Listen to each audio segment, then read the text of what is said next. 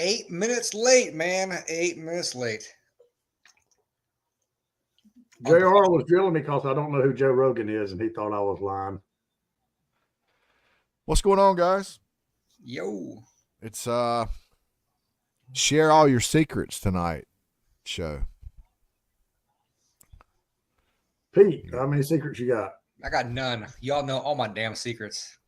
My secrets ain't worth a damn lately, so you know. But you say that, but you went out and caught hundreds of crappie today. Yeah, well, you know. You gotta get that right window, Wes, right? Yeah, that's right. You got to find the right bait. That's right. Is y'all's you long line and Pete or shooting? Nope. Shooting On the bank. On the bank. He made sure you saw that forward facing sonar transducer up there in the background. He wanted everybody to see that. You saw that, right? Just laying there out in the open. What do they do when y'all fishing for on the bank? What do you do? Just throwing minnows on the bank or pitching jigs to the bank? Just cast and retrieve the whole time. Yeah. Like a slow retrieve? Yeah. Whoa. What are we talking about here, fellas? He's trying to find some of my secrets here as far as crappie fishing. What did you ask him, Wes?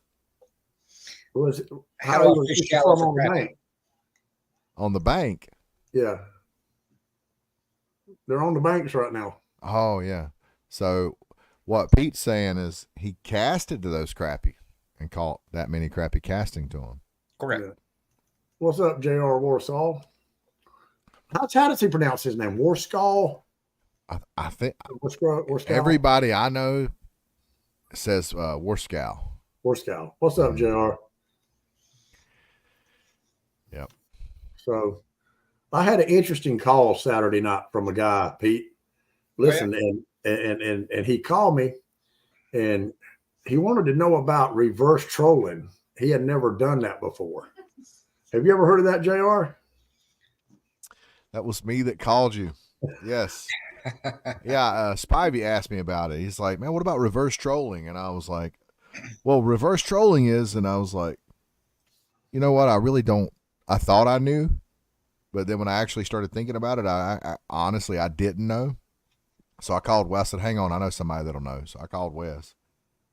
And Wes proceeded to tell me what reverse trolling was, which is going against the current. Let's say you got strong current, and instead of going with the current, if the current's moving like 5 miles per hour, then you can turn around and face the current and put your boards out and go less than the current. So if the current's moving at 5 miles per hour, you can go 3.2 miles per hour, and the current will still get your boards out. Is that correct, Wes? Yes, that's exactly correct. Which is very interesting because, I mean, I can sit here and think I've never done that. Now, I have done that on anchor and current. I've been on anchor and current and put boards out. The current takes them out. It's the same physics, right, Wes? Yes. It's just with your trolling motor, you can control, well, I mean, up to a certain degree, depending on how much current you're in. If you're in a real strong current, you're probably going to kill your battery. And, but on an average current, and you can control how fast you're baiting. Say you see a spot or an eddy you're fixing to go by, you can actually speed your trolling motor up to slow your troll down and let that board kind of go slow across that hole instead of it just whizzing by it. It's just kind of, it's almost like an anchor and current, but your trolling motor is your anchor, and you can adjust the speed to how fast you want to troll backwards. With two people, it's probably one of the best concepts if you're in a lot of current. I tried to do it by myself one time, and and I was okay doing it by myself. I was working the boards in and out. The first fish that hooked up, it took about maybe 10 or 12 seconds, and every line I had on the boat was fucked up. I got my fish in, but it's just really hard to do by yourself, as you know. Maybe limit the amount of lines you got. Yeah. Well, I only had 2 boards out and a free line. Okay, so you was fishing 3. So yeah, even fishing 3 can be hectic. Fishing 2. Fishing 1 would be okay. You could probably get by with it because if you're fighting a fish, the big thing was I forgot to hit anchor lock. When you're backing up like that, you need to hit your spot lock when you start fighting a fish. And I forgot to hit my anchor lock too. Mm-hmm. So you get hooked up. Go ahead and hit anchor lock. Yeah. You get hooked up. Fight the fish on anchor lock. Yeah. Yeah, because if you don't, I mean, there's no telling what could happen. The Yeah, I trolling was motor could. I was going all sideways. Boat had turned completely around like 2 or 3 times. But I wasn't going near the bank. I was still kind of standing in the middle. And I just looked, and one of my planer boards was almost wrapped up my trolling motor, and another one was way over here on the bank. Well, let me ask So, you this: What if you had utilized like autopilot and had it on a north heading? Would that have helped, or were you just manually controlling it the whole time? you just manually control it. Would having it on autopilot, would that have helped? I don't know. In a river, you've got, like when we're in Chesapeake Bay and say we're trolling, and we're pulling straight. Well, you can put it on north, and if you're off 20 foot here, 50 foot there, it really don't matter in that open body of water as long as you're moving. Mm-hmm. But 15 or 20 feet can make all the difference in the world in a river. Yeah, Especially a narrow river. So you want to really stay on it. I don't know how that would work. I didn't try it, but that's actually an interesting point. I may like to try that next time we do that. So, Pete, do you understand the concept? Have you ever did that? Man, I'm bored as hell right now. Y'all keep on talking about that reverse trolling shit. Whatever. I'm listening. Well, take your ass to bed. Nobody care about them little 200 them. I might just do that now. 7 ounce crappy you caught. Drink that down, sissy beer, and go to bed. Hey, Pete said he has nothing to add. Okay? It's been a long day. 85 degrees outside. I'm rehydrating. He ain't trying to add to what we saying. That boy went out and caught hundreds of fish today. That's because he don't have a clue how to reverse troll. He don't have nothing to add, so it's boring. Pretty much, that's right. Well, if we went on catfish, I ain't got nothing to say. No, talking about catfish. It's reverse trolling for striper. Since Pete went fishing today and caught hundreds of fish, then he should be able to choose what we're talking about. Yeah. So, Pete, the floor is yours. I think since JR has a tumbler full of liquor, I think he needs to choose what we'll talk about it now. Well, let's talk about your top 5 springtime destinations in your area without traveling to Tennessee, without traveling to Alabama, without traveling to the Gulf or going offshore, like in your area. Why you say Alabama? They ain't shit in Alabama. Who the fuck fishes in Alabama? There's some big stripers in Alabama. There's some big largemouth in Alabama. Michael Walker killed them striper 10 years ago with a gaff. Oh no, they're still there. Listen, if homeless vagrant ass Michael Walker can go down there and catch 30s and 40s, then oh my God, I'd hate to think what somebody like me could do. Called his ass homeless. Damn. So yeah. Trolling tactics. I think there's a lot to talk. It's springtime. We know that the fish aren't deep anymore. So anybody going out there trolling over 20 foot deep is just dumb. They're ignorant. If you go trolling on a reservoir in the southeast right now, there is never a time you should be trolling over 20 foot deep. The fish are shallow. Right now it's time to get those fish on those baits on boards and troll free lines and find some current, find some shallow water flats, find out, go and do some experimenting and get your shallow water game on. It's time to get your shallow water game on because the fish are shallow. Get your shit together. You don't want to get caught off guard. I agree. So what did you do today, Pete? Tell us about your trip, bro. All right. So let me tell you about the last couple of days. So, I fished High Rock today. I fished High Rock 2 days ago. I had a guy, and he's booked me for 3 days. 1 day was yesterday, and 2 more days next week. And yesterday, he wanted to target big fish. So we went to Baden Lake instead. But the reason why I mentioned all this is because the day before yesterday, I went to High Rock, and I found a good mass of a big fish on a section of lake. And so today my plan was to go out there and actually go to the same area and target this big pile of big fish. Mm-hmm. So 2 days ago I went there, and keep in mind that's when it first started getting warm. They were, I'd say, within the first third of the creek in about 16, 18 foot of water. Mm-hmm. I went there this morning. Gone. Nothing. I'm like, there's only one way they can be, further in the creek. So in 2 days, these fish loaded up in the back of the creek. So you went from a third of the way up the creek to about halfway up the creek? To the last 3/4 of the creek. Quarters, okay. Correct. So I was in 7 to 10 foot of water, and that's where they were at pretty much. And they were on the move. They were definitely pushing into the creek as well.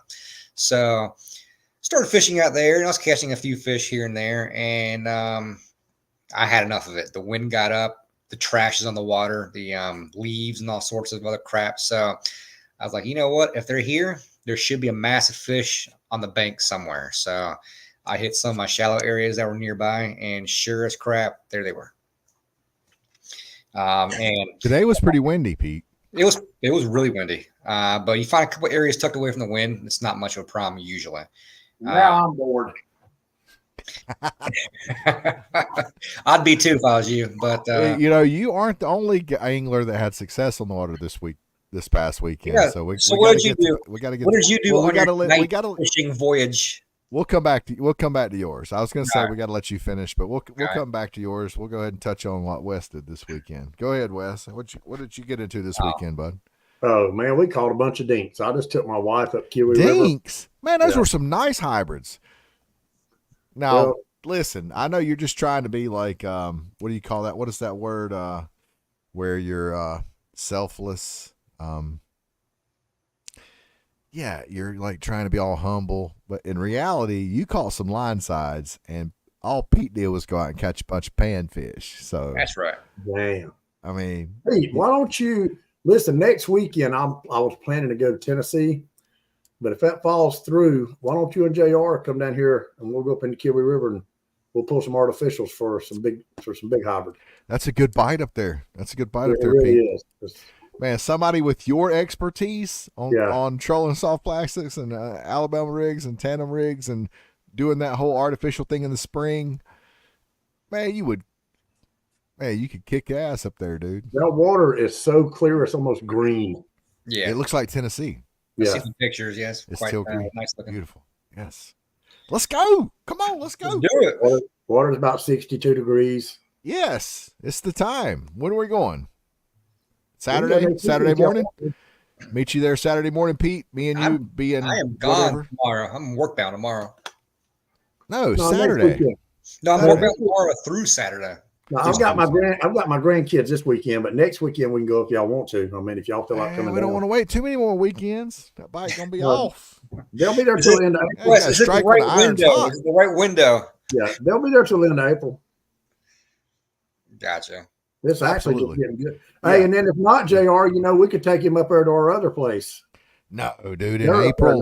Well, we got plenty of time. We can go hit it in April. No, but I'm talking about our other place up in the mountains.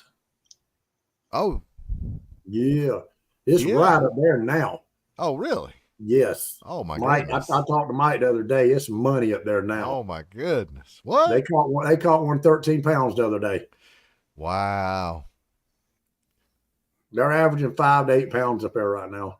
Modest is the word you're looking for, JR. Who is that? That's probably Benji Smith. No, it's not Benji. No, I see. No, I'm sorry. Jonathan Smith, my buddy Jonathan. Oh, Jonathan Smith. Okay. Yeah. But, thank you, Jonathan. Words like modest is kind of too professional for folks like Barney and Hovis. It's really not, man. I tell you what. Some of these old country boys, you know how the old cliche is, don't make fun of that country guy sitting on the front porch. He could buy your car with $100 bills. You guys know what I'm talking about. That old cliche. I think a lot of our friends, like our Daryl Barneys and our Chris Hovises, and a lot of the Anthony Johnson, I think a lot of these guys, they're country, and I think that they don't have a choice. They have to pretend like they dumb. They got to pretend like they stupid because they're from the country.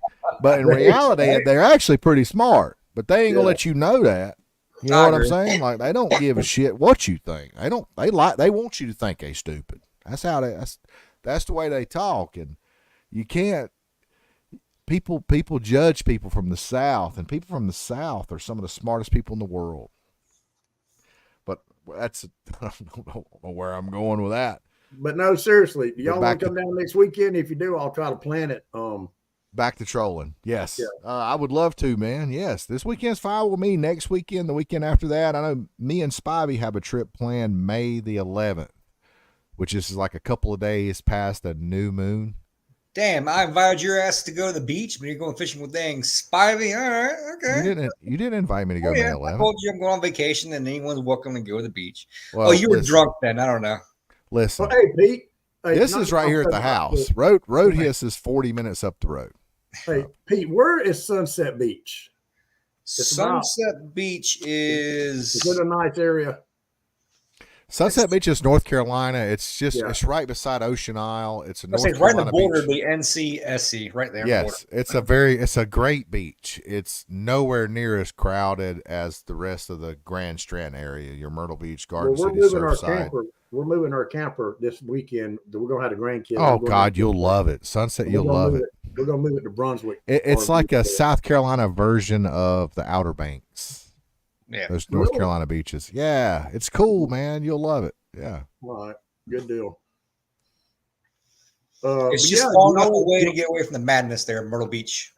But no, sir. Do y'all want to plan to do it next weekend? If you, I don't really. I just want to go fishing. I don't have to go to Tennessee. Now, when you say next weekend, are you talking about not this coming weekend? No. Okay. Well, because technically next weekend would be this coming weekend because that's the next weekend.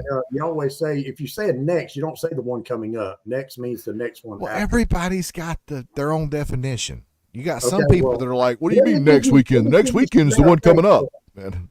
So we need to clarify. Okay, not this coming Saturday, but next Saturday. Okay. Hey, Wes. Yeah. I think that you need to pick up cigar smoking. I think you need to go to the cigar shop, the humidor, your local humidor. There's got to be one within a couple of miles. They're everywhere. They stink like shit. Go in there in the humidor. Get you a Romeo and Juliet or an acid cigar. Get you a nice $10 cigar. I don't smoke it. I want you to get you some wooden matches, and I want you to sit back and toke on. Get you a cigar cutter, or you can just bite the tip. Just bite the tip of it off. Sit there and fire it up with a wooden match, and I want you to sit there and kind of toke on it and get you a good cherry going on the end. Just toke on it. Don't inhale it. Maybe inhale like 10% of the smoke. Just a little, blow it out, then inhale, and then blow it out. Just every once in a while, I just want you to toke on and just sit back and think about life. I think that you would love it. Well, let's get back to that. Do y'all want to come or not? Yes, I already said yes. Pete can't. I guess it's gonna be me and you again, Wes. I was looking at the schedule while you guys were chatting. Listen, we need 3 people. All right, Benji wants to come. Benji. Okay, me, you, and Benji. How's that sound? Like a winner to me. Yeah, because we're kind of in between things here. The hybrids haven't really started upriver on Norman yet, and really anything else on the Catawba chain. I'm not saying there isn't any good fishing, but as far as like any upriver bite, we're still. And that's another thing that I actually wanted to touch on tonight's show. And I'm oblivious. I haven't done any kind of research on this. I'm just going by just anecdotal. But why is it that in the Southeast, like right now, Wes, you guys are catching hybrids upriver? Now, granted, it's going to get better, but why is it that certain lakes in the Southeast, their spring bite starts sooner? Temperature. Is it all based on temperature? But how much of a temperature differentiation do we have between like a Savannah River chain lake like Hartwell versus a Catawba chain lake like Lake Norman? Like there's only going to be a couple degrees difference in those reservoirs. So is it all about temperature? I think temperature might be one of like several different factors. I think there's 2 main factors: temperature and water flow. So if they're getting a lot of rain and warmer days, then those fish are likely to push in the river a lot sooner. No, those fish for the last 15 years that I know of, they come up in the Kiwi River about the end of February and stay till about the end of April. And when they're there, they're there. And when they're gone, they're gone. I mean, it's See, like you said February.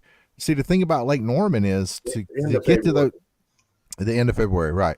1st of March, yeah. The thing about Lake Norman is Lake Norman's further north, technically. So you would think that the temperature isn't quite as tropical as, you know, it's 40 miles into South Carolina as might be What lake's feed Norman? Well, the first lake on the chain is Lake James. How cold is it? It's pretty cold. Lake James is up. It's in Morganton. It's up in the mountains. Yep. Yeah. I don't know. Is it Morganton? I know Roadhiss is in Morganton. Part of James is probably in Morganton. I don't know, but it's up. We'll call it the same area, pretty much. Yeah. But you're also talking about Hartwell, and I think Hartwell per square acre has got. And I'm not saying this to be condescending. It's probably got a lot more fish than y'all's lakes do. And for whatever reason, I know they can't do it, but I think those fish every year, they're just doing the spawn thing. Even though they can't spawn, they think they can. Because Lori kept asking me, she said, "What does this white stuff keep squirting all over me?" Oh, my goodness. That's their sperm, baby. Yeah. Well, see, the thing is, though, is that we're not that big. We're not that different from y'all on the water temp. And I know that y'all have more fish. So what you're saying is, like, y'all have more fish, so y'all are more. There's a bigger chance of some waves of fish coming up north into the river section than there are with like another lake that stocks less fish. Like there's by default. I would say at least half, or maybe 3/4 of the hybrid in Hartwell swim up that river every year. I see the earliest we can get them upriver, like in the river section, like where you guys are fishing on Kiwi, which is the upper reaches of Hartwell. In order for us to get that bite, we're looking at the first week of April at the earliest. You know, and you guys are you and Lori's already went up there in March and got on a decent bite up there in March. Like if you were in the morning, people's up there catching 25 and 30 and 40 feet. We went at 2:00 in the afternoon. See, that's crazy. Yeah. If you they're not there yet on Norman. Right. Yeah. And Norman's not that far off on water temp. So what's going on? Why is that we bite in the Kiwi River? Why is it triggering or why is it turning on before the bite in the Catawba on the Catawba River chain? I tell you something else that's weird about that river up there. When they're flowing water, you're not going to get a bite. You have to literally buy a bite when the water. It's the opposite of that on Norman, and hell, everywhere. It's always been you're not going to get a bite if they're not running water. Like I know a lot of lakes on the Catawba chain. When you get in the upper reaches of the reservoirs on the Catawba chain, if they're not running water, you might as well forget about it. You might as well forget about it. Whoever said a bunch of them go up the Tougaloo too, please mind your business. Don't even mention that creek. Yeah.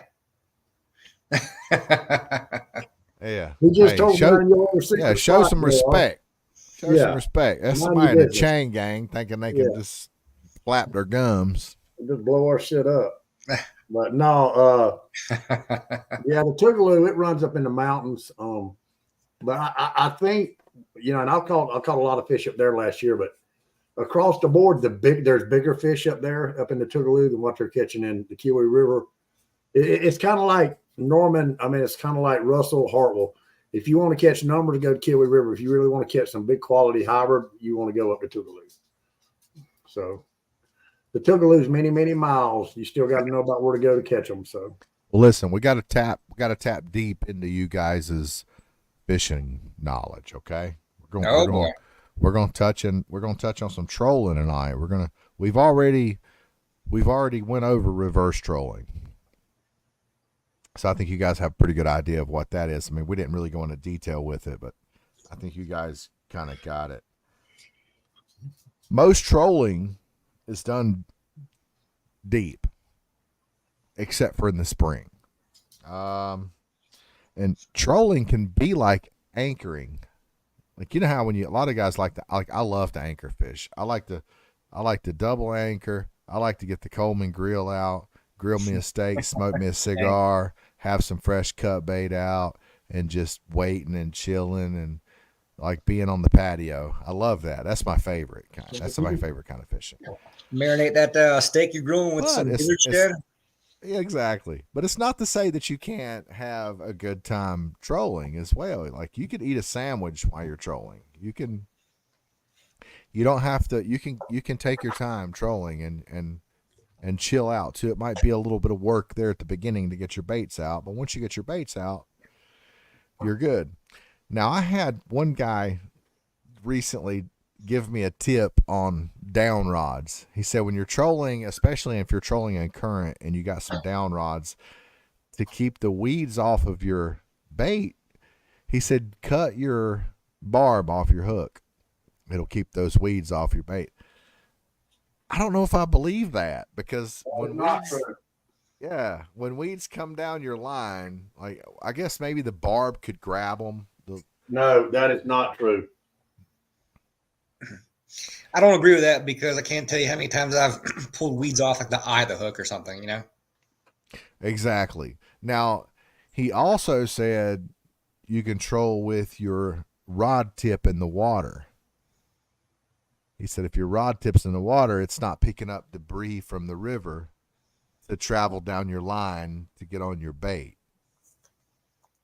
Which that sounded kind of cool. Like if you could put your rod tip in the water while you were pulling boards, that would save you a lot of headache if you're trolling and you got, your boards are picking up a lot of leaves or pine needles or whatever. But yeah, I don't know. I'll have to give that a shot next time I'm out there. Yeah. Try it. Hopefully you don't lose a rod, but give it a shot. Hey, somebody said something about planer boards today. They were talking, because planer boards play a big role in the springtime bite. And he said that you can actually get this PVC trim board, like PVC garage trim board, I think he called it. Mm-hmm. But he said that it's the right dimension, like the right width, and then you just cut it at whatever length you want it. And he said it makes great planer boards. So there's your little tip if you're wanting to make some planer boards. You might want to try some PVC trim board, garage trim board. Damn, am I putting you to sleep, Pete? No, I'm just tired. It's been a long couple of days. But hey, I'm good. All right. And then, getting hydrated still. You said that you mentioned earlier that Baden Lake is your big fish lake. Now, what do you mean by that? Is that the big crappie lake, or is that the big catfish lake, big bass lake, or is that just all in all around big fish lake? It's all in all we'll say bigger fish lake, or more consistent bigger fish lake. If that makes sense, maybe. Even on crappie? Now, when I say big fish, we're talking crappie and striper.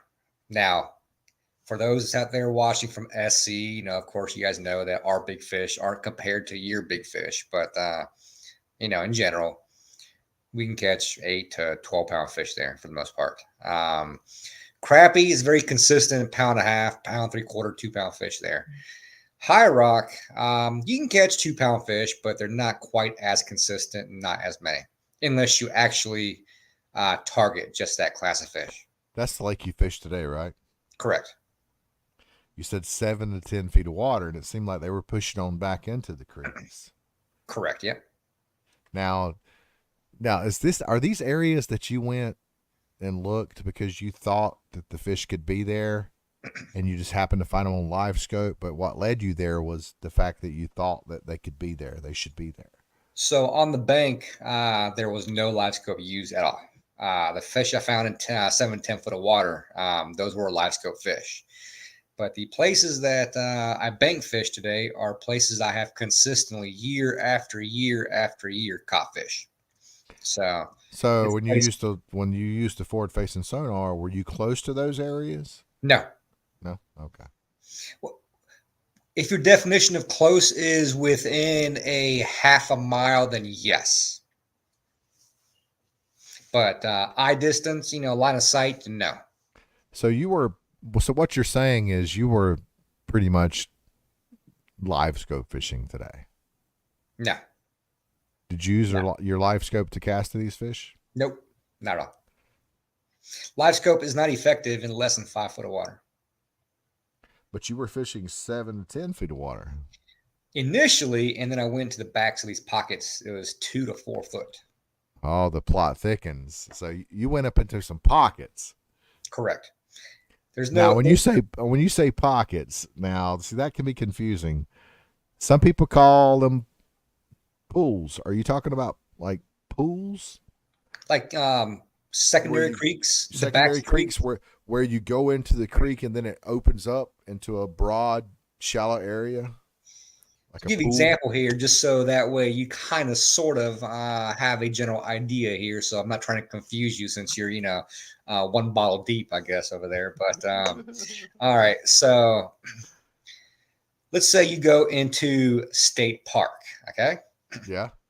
As you enter State Park, you have those little cutoffs left. As you enter, you got several little pockets that jet off to the left going in there. Small little arms, I guess. That's why I speak of pockets. Okay. So basically, once you get up on the upper quarter of a reservoir, the pockets get smaller. Like as you come on down to like mid lake, you're going to have some creeks and secondary creeks that kind of go on. They have some length to them, but as you get further upriver, those creeks get smaller, and they just turn into pools or pockets. Damn, Wes, what are you doing over there? So I thought I could just see that on my screen. I was trying to change I'm sorry. I thought I could just see that on mine. Oh, whatever. Hey, I got a question talking about creeks. Okay, you got a main branch of a creek, right? And then people say, well, I fished a secondary creek, so you went off to another little creek out of that creek.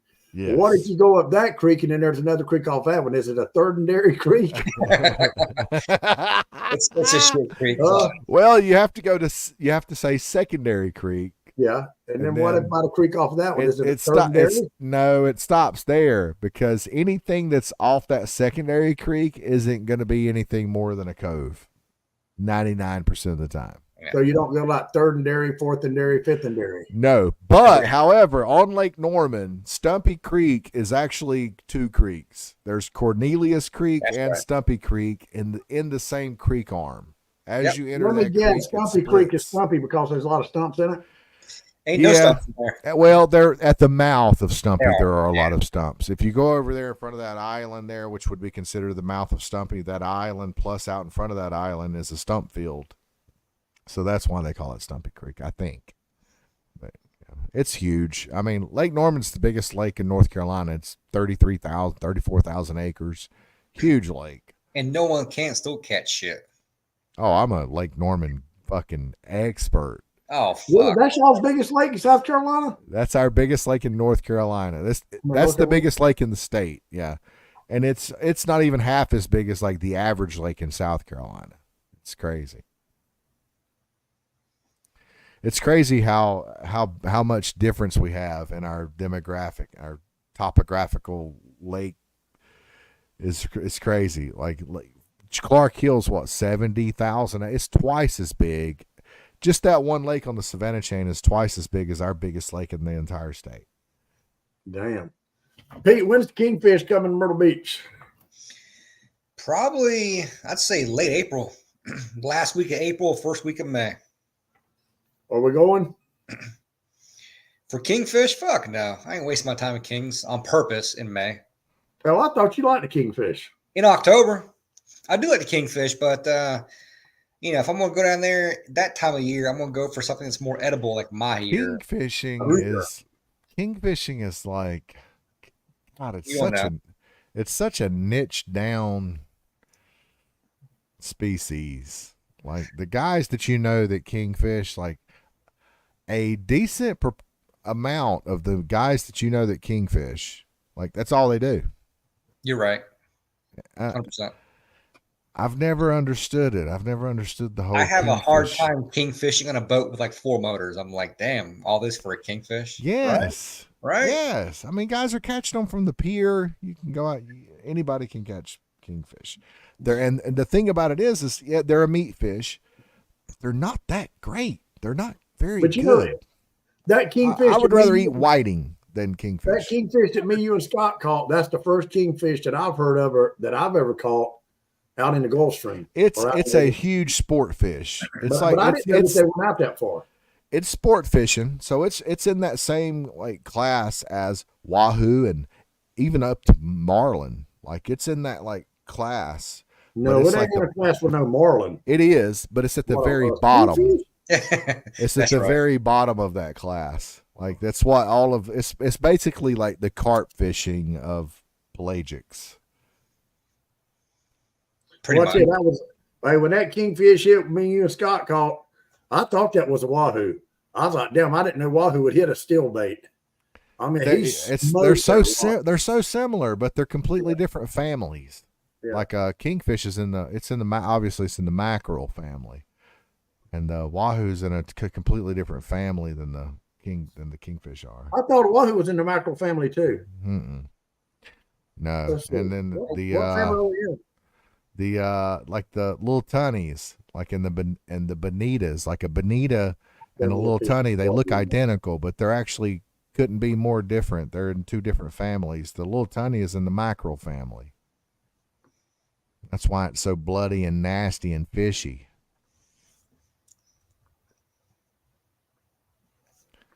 Hey, let me tell you what I did. So I gave some blackfin tuna to some coworker, and they were Laotian, and they made me a bunch of egg rolls as a thank you, which I thought was awesome. They were awesome, authentic egg rolls, and it was the blackfin tuna that we caught in Louisiana, so it was fresh. I froze it in water. Now, granted, tuna it does okay when you freeze it. It's not your best freezer fish, but you can freeze it. And I gave them the blackfin tuna. You know how they prepared it? How? They house altry and deep fried it. What? Yes. And you know, she came back to work and she was like, "Hey, that wasn't the greatest fish." And I'm like, "Well, how did you prepare it?" And she was like, "We put it in house altry and fried it." And I was like, "Well, it's not crappie. It's not striper. This was tuna. You know, that's not how you eat tuna." And I was like, no wonder it wasn't good. I mean, if you deep fry tuna, it's probably not going to be that good. JR, you were right. Kingfish is a coastal pelagic fish. Yeah. I thought it was just like a bougie wahoo. I mean, a wahoo was just a bougie kingfish. Wahoo is way more bougie, but it's not a bougie kingfish, but it is way more bougie. Hey, Wes, you still selling your boat? No, I think I'm going to keep it. Yeah, I do it. It's hard to not keep that boat. There's a lot of value in that boat. Just so you know, I had a bet with someone saying that it wouldn't be up for more than a week before you change your mind. I think I won. Because you know, well, see, Pete knows what kind of boat you got. Yeah.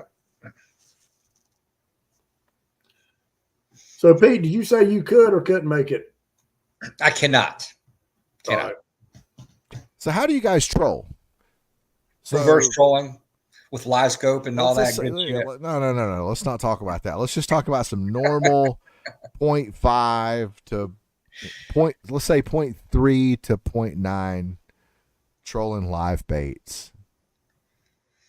Or even you, Pete, trolling artificials. You know, you're trolling faster, but do you guys explain to me what you do if you're in a riverine reservoir? So you have limited amount of room. So when I'm trolling, I try to do circles. I'll either zigzag the main channel or I'll do circles. And as I'm doing circles, I'm getting wider and wider. You know what I mean? So what do you guys do when it comes springtime? Because I mean, you're using smaller baits for one thing. You don't have to let as much line out because it's spring. You don't really need your baits to get down. So you can lessen the amount of line you got out so you can make tighter turns.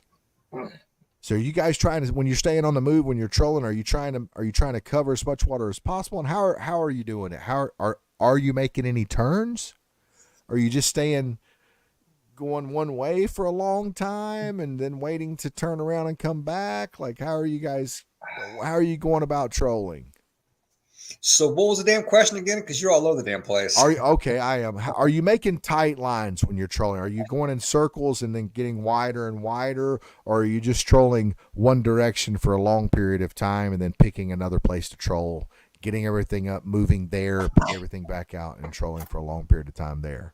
Who wants to answer first, me or Wes? I'll tell you what, I've noticed a lot when I first started fishing and still today. I've been pulling boards and not even get a bite and go to make a turn. And when I go to make a turn, one bait would fall and another one would rise. And I can't remember every time which one, but different times I would get a bite because the bait would slow down and fall and get a little bit deeper water. Or whereas maybe another one was up further in the water column. And when I turned the inside board, that bait would drop. The outside board raised up, and that fish got hit. That's right. Yep. The inside board drops. On. And then when I see that, a lot of times I'll change the depth. I'm running my down lines. If that fish, if I hit this board on the outside board and I know that bait raised up, I'll kind of fish my down lines a little bit more shallower. So that happens a lot trolling. So about the same thing for me, actually. I'll go one direction. I'll do zigzags, and I actually do some zigzags on purpose because just like Wes said, one direction falls, the other direction rises. And if you get a hit when you do that, then you're going too slow or too fast. Yeah, you make some adjustments with that. But also, I keep on trolling until I lose signs of life. You keep going, you lose bait, the water cools down, the water gets dirty, turn back around, and not to go any further. So I basically vary my speed. I'm not going to try to go one speed the entire time. I'm going to try to vary it. But as the springtime progresses and the water gets warmer, of course, I'm going to go a little faster. I remember Jeff Manning and Dieter Melhorn had YouTube videos on, and in those videos they said if it's 50 degrees, 0.5, if it's 60 degrees, 0.6, if it's 30 degrees, 0.3. They said base your water temperature off your trolling speed. And I think there's a lot of truth in that. I think that, that makes sense. If it's 90 degrees, you could probably go 0.9. The warmer the water, the more active the fish are going to be. And I think one mistake people make is they troll too deep. I think that people need to concentrate more shallow in the springtime, because we all know that fish are looking forward and up. They're not looking down. And a couple tail beats, and they can be 6 or 10 feet up. So if they see something that's swimming above them, 6 or 8 feet, they just kick their tail a couple of times and they're there, boom, and they can hit your bait. So think about it, this time of year, these fish are moving a lot. They're not sitting still. Whether it's crappie, striper, even probably catfish, they ain't sitting there unless they're spawning. So they're on a mission, find food, find a place to spawn, go up the river, backs of creeks. They're not sitting still at all. Now, hybrid, they'll stay stationary. They'll get up in school versus when we're a striper. I've heard so much different things about striper, never stopping. They're always moving. I've heard people say they will stop. They'll suspend. But I do know hybrid will suspend. I think even though they're suspended, like the stripers, they can suspend in current. But is suspending in current, is that really suspending? Because you're still getting water flow across your gills. Yeah, but I mean, if they're not moving, it's kind of tricky. Well, no, if they're not moving, if they're trying to stay in one place and not moving, they're suspending. They're still getting water. They're still getting water if there's current. Yeah. Yes. If there's no current, then, which is in most situations. So that can be confusing. And there's another thing. People talk about current. I got news for you, people. These fish just don't set out in fucking current all the time. Yeah. I fish current breaks. I don't really fishing right in dead current has never been one of my things. Now, what kind of current breaks are we talking about? Like eddies. Fish just don't sit there and fight current all day. They don't do it. Sorry, they don't. What about stumps? Stumps will break a current too. Yes, right? Anything that can break a current, they can get behind or wait to ambush a bait. Yes, or hole. I'll tell you what I like is Holes. Holes. Yes. Holes. Yes. If Yeah. you could find some holes. And the thing about holes are in like the river section of a reservoir, those fish are going to hold in holes, especially this time of year, like during those transition times when you're going from late winter to early spring to spring, when those water temps are transitioning, fish are starting to come out of the deep and move shallow. That's when those holes play a big role. And if you could go, that's what being a kayak angler has such an advantage, is because you can navigate these rivers on a kayak with a graph, and you can waypoint all of these holes. Let's say the majority of the river is 4 to 6 foot deep, and you're trolling the bank in your kayak with your graph, and you're marking places on the bank that are up to 10 feet deep. Well, if you do that for a several miles stretch, and then you come back in a boat during the right time of year, and you go target these holes that you marked on your kayak, you want to talk about being a successful striper angler.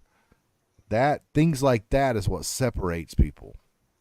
You know, do you see that comment D Young just made? And D, I tell you, I learned that early on fishing. You know, I used to be, well, some people still call me a lazy fisherman. I like to cut bait fish. I'll throw an anchor out and break a grill out and turn the damn TV on, sit back there and smoke cigarettes and don't give a damn if I get a bite or not. But I noticed when I got to Tennessee, even putting skipjacks and live trout out, I did that one night up in the Caney, and I forgot. I don't know what the flow was, it was years ago. But that bait, I actually drowned some trout because the current was so strong. I was anchored and I was letting the current carry my bait out, and it actually drowned my bait. So yeah, most of your bait, if skipjack, trout, and especially herring, you can't fish those. You can't fish those again, especially against current. I mean, you can, believe it or not, you can drown the fish. Even the bait, the bait it's not going. That's why I've never understood this big thing about current. I know everybody wants to fish current, moving water. I think fish get more active when you got a current because it's moving bait around. But these fish are not just getting right out in current and just sitting there swimming. People trying to fish in current, they don't do it. Not saying they don't get out there every now and then, but they're not just hanging out in current.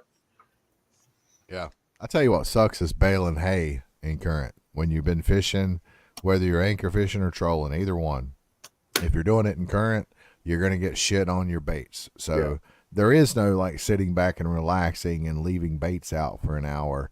No, man, like every 15 minutes, you're having to reel a bait in. If you got 6 rods out, every 15 minutes, you're reeling one in to check, get the snot grass off of it, to get the whatever off. There's going to be some leaves. There's going to be some shit on your bait. And as well as I do, you're not going to get a hit on those ones with the shit on. So you have to keep, especially cut baiting in the Caney. When I throw a rod out there, I'll watch it. I'll look at the bend on it.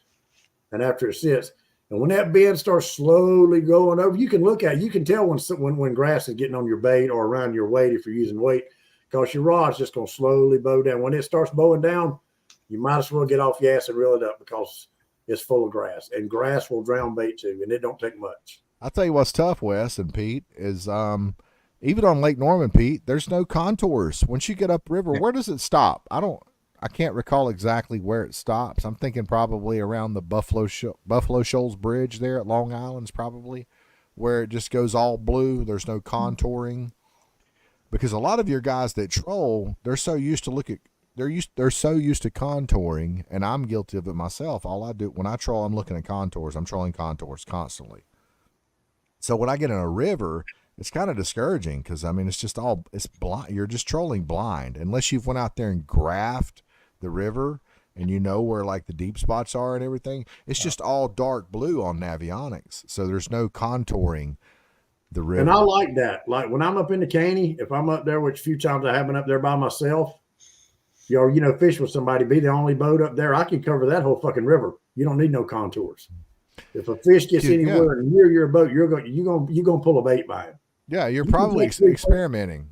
Yeah, 3 planer boards on each side. If you can run 3, usually 2, and a free line out the back, you're going to cover every inch of the Caney coming down. It's just not that wide a river, so you don't really need contours or no mapping.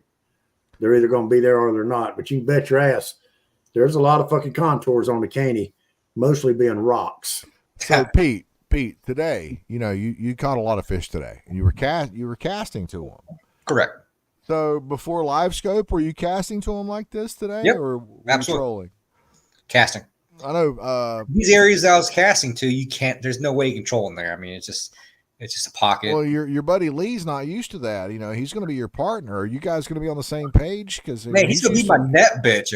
Okay, he's going to be your net guy. Say, hey, get the net. He's going to be there with a beer in hand. He's used to going down there and drinking a bunch of Busch Lights and trolling Crowder's Creek. It's a lot different than actually casting to him. He's not casting to him in Crowder's Creek. Yeah, Crowder's Creek's one of Pete's favorite spots. So, you mean Lee's favorite spot? Yeah.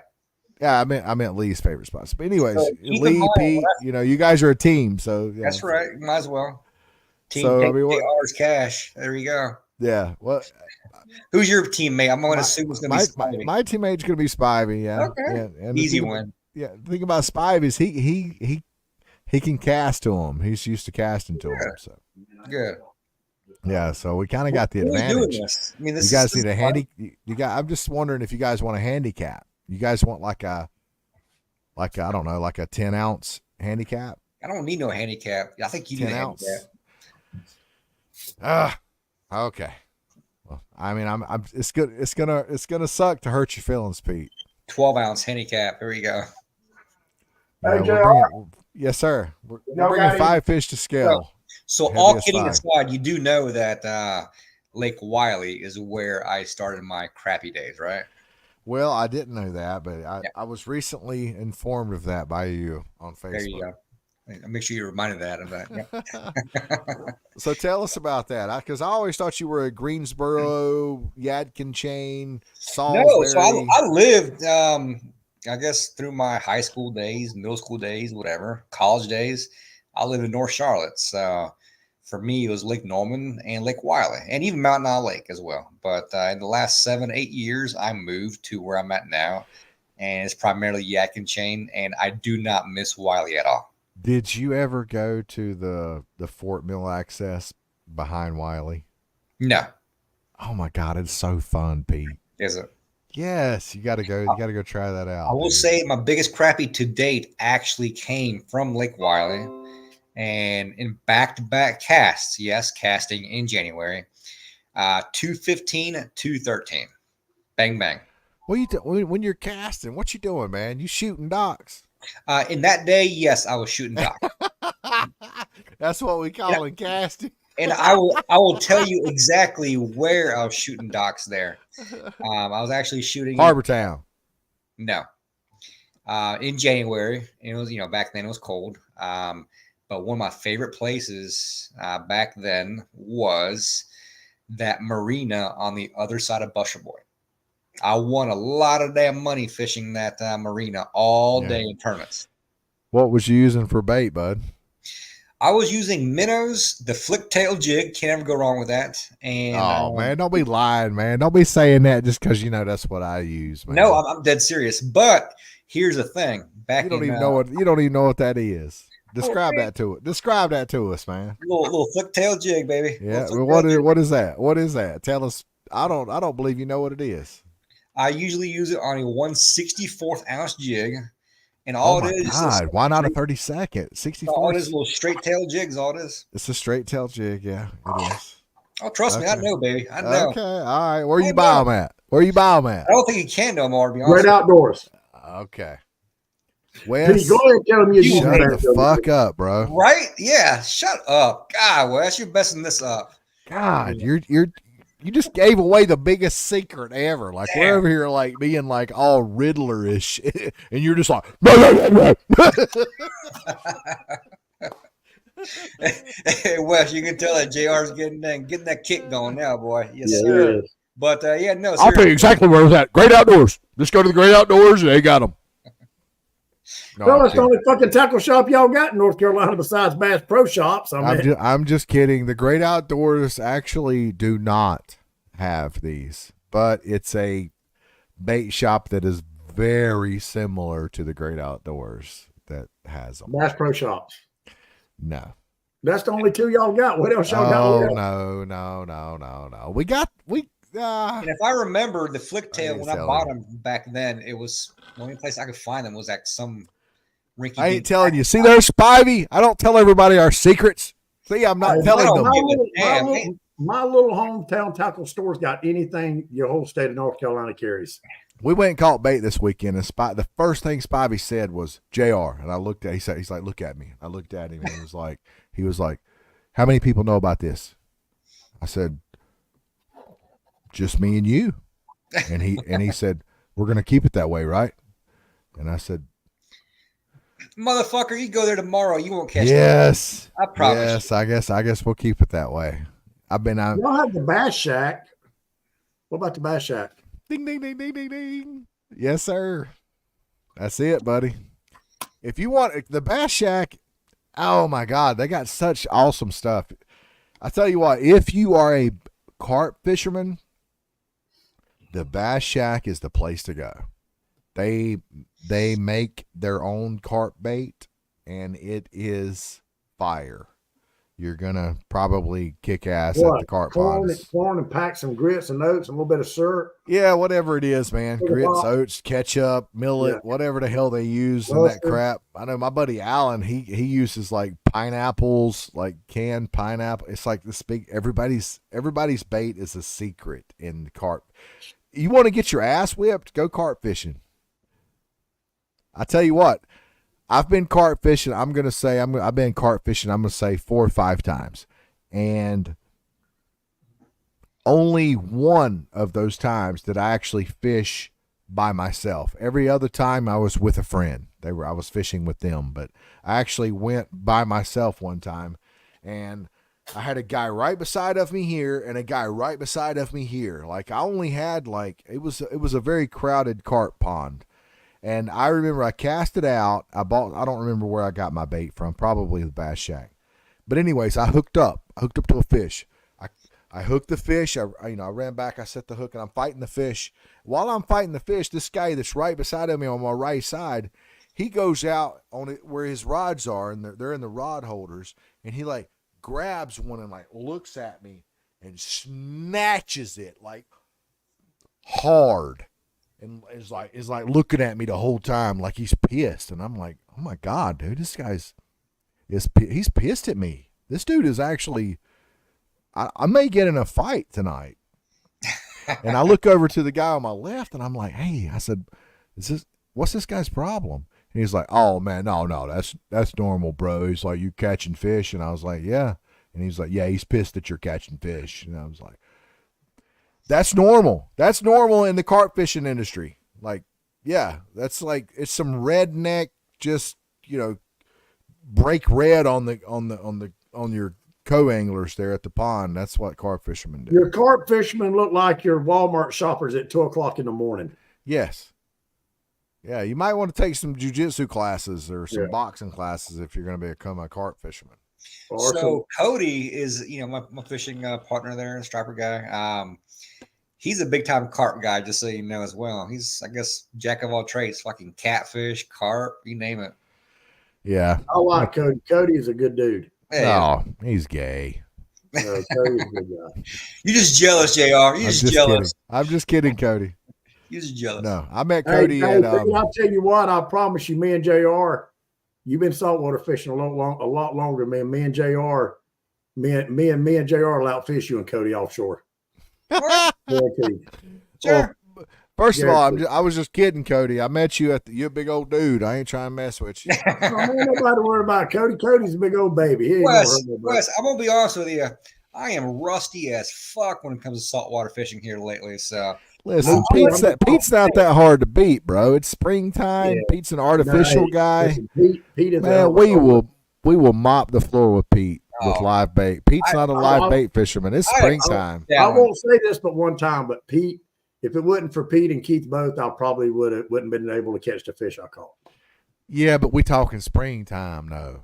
They helped you out in the salt water, when it wasn't spring or whatever. But that's we talking about freshwater springtime bite, and they helped me out, period. They Yeah, but they ain't hitting on a whole lot in the springtime in the freshwater world, other than catching some crappie. I mean, they ain't gonna go catch no local stripers or nothing ain't no like one that. out there purposely fishing for no damn cat. Y'all ain't gonna go see Pete.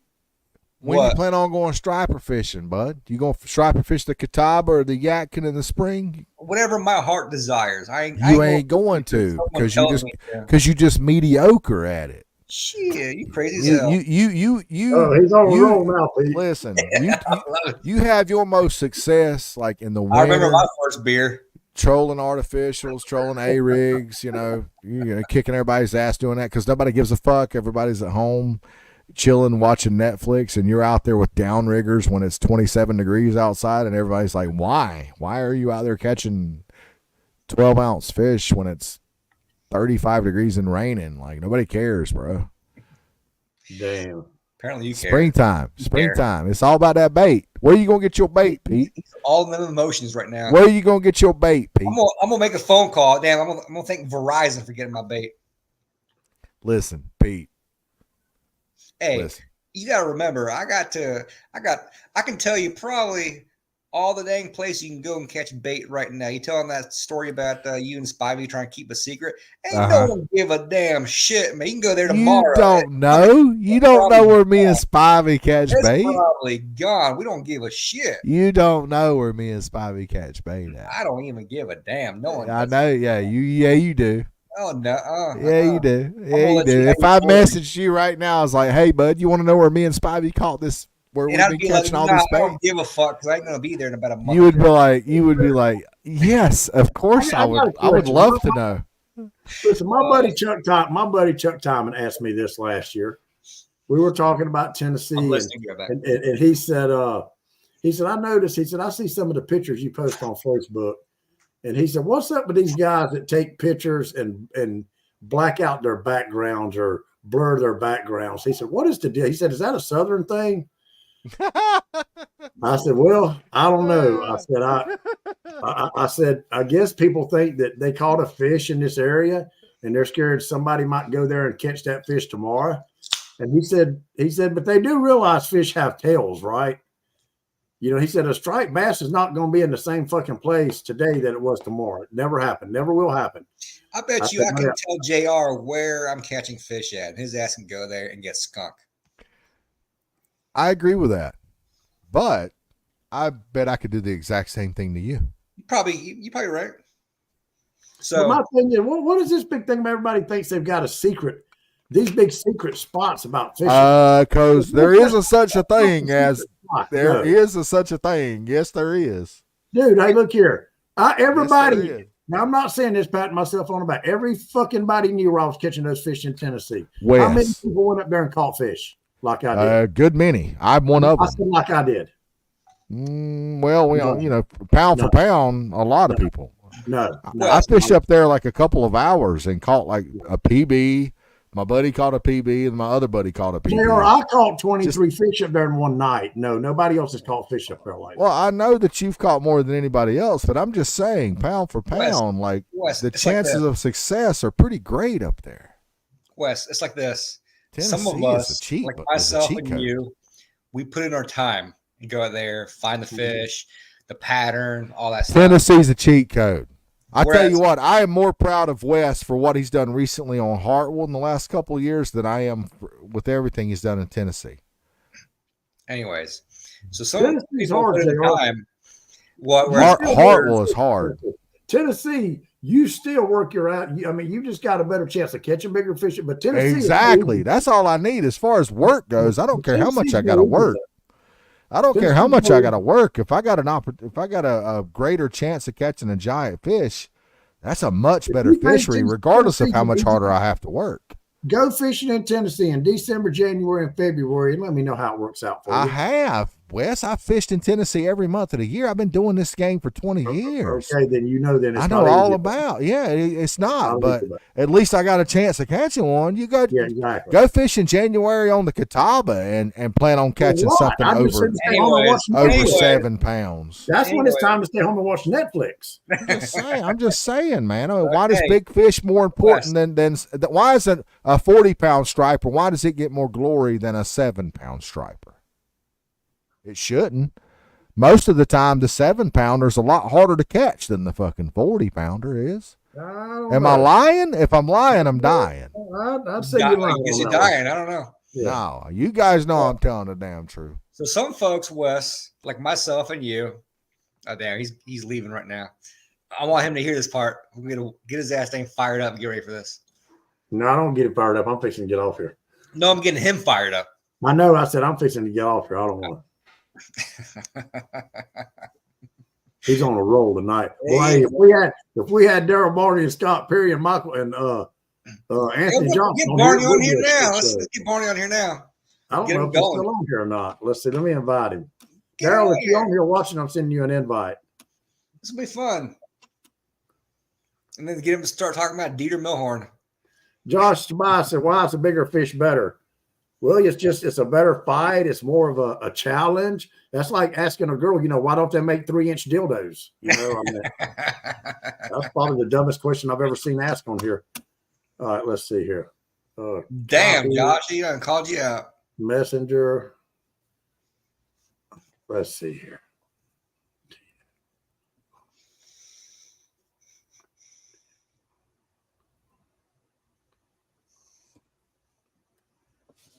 Daryl Barney. It says an error occurred. It won't let me send it to him. See if you can send him one, Pete. All right. I don't know if he's still watching or not.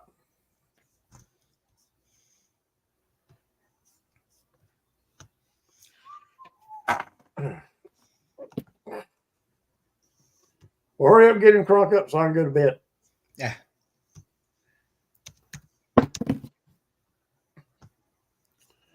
So you fishing tomorrow? No, I'm going to work tomorrow. Where are you flying to? Doing a bunch of Cancun turns. Just back and forth? Yeah, correct. Cancun. All right. It's been sent to Daryl. Well, if Daryl's still on here or not. Hey, Josh, I know you was. I was just being a smart ass. See what JR said? Yeah. Oh, boy. If he ain't back in 3 minutes, we're leaving. He's going to come back and be like, oh, black screen. He might be passed out. All right.